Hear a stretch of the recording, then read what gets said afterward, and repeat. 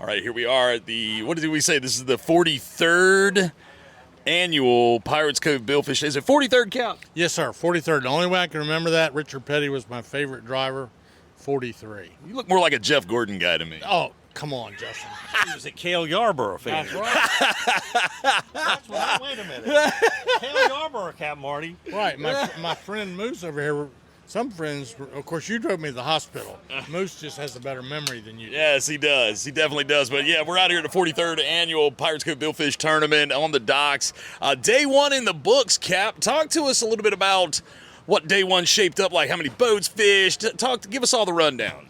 Well, I thought we'd have a whole bunch of boats laying in today, but we did not because yesterday Arch Bracher on the Pelican caught 11 sailfish. It's a good sailfish bite. So that motivated a lot of boats to go fishing today. They did. We had 138 billfish. 94 boats are in the tournament. That's 6 more than last year.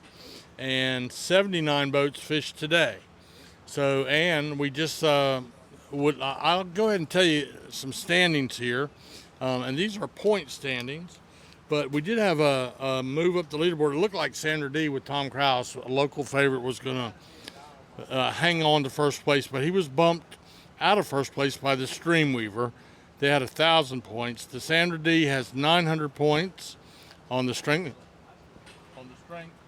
Okay.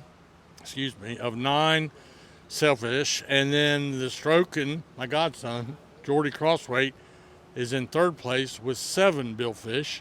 And then let's go ahead and run through the top 5. Biopsy, Jesse Gradensky, another local favorite, also 700 points. And then the one that reminds me the most of Moose and our working career together, the Don't Panic, with 600 points. All right, so that kind of rounds out our top 5. All these boats, as we go through the tournament, I'm going to tell you why they remind me of you guys. Oh, gosh, here we go. Yeah. I can only imagine how this is going to go. Well, Cap, it's been a nice, hot day today. What were the conditions offshore? I think it was pretty nice. Nobody complained at all.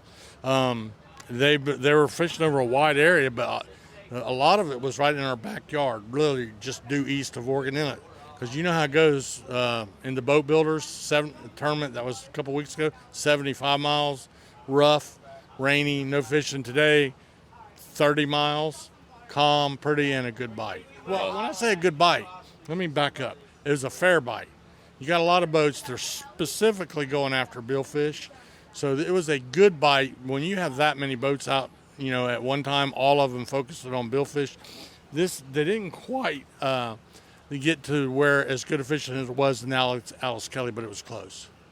So were there any daily jackpots or anything? Talk to me about that. Yeah, everything's pretty simple today. It'll get more complicated as the week goes on. But the Streamweaver did win the daily jackpot today. That was worth $98,000 and some change. Pretty nice. And that'll be each day this week, $98,000. The first fish of the day was caught by the tail gunner. And the tail gunner is my old buddy, Captain Jimmy Grant. He caught a sailfish at 8:42, 12 minutes after lines in. That was worth $5,000. That, by the way, brought to the tournament by Johnson Towers Diesels at Western Branch Diesel. Very cool, very cool. Now, Cap, did you say what? $98,000 jackpot for what? Every day? Each day, yeah. The daily. Now, keep in mind there is one thing that matters. So the boat that's in first place had 2 blue marlin. It's one of the ways he got to the front. Blue marlin, if they photo verify, are worth 300 points apiece. What that means, that's 600 of his points, and then he had 2 or 3 of the 100-point whites or sales. You don't have to photo verify those. So we give them the full points of the 300 points, but if they come to the photo verification next door and they don't photo verify, they drop to 100 points apiece, which would take him out of first place, take him out of the daily, and take away his $98,000. I would have a lot of cameras going. Lots of cameras going. Well, we're going to keep you updated with how things are going out here at the docks at Pirates Cove.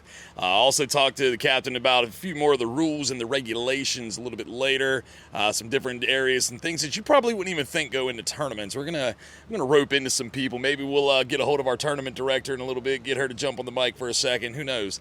Lots of fun being had out here. Moose, care to weigh in? Any comments? Not at this time. I'm taking notes. Okay. It's the 40. That's the first time I've ever heard him have no comment.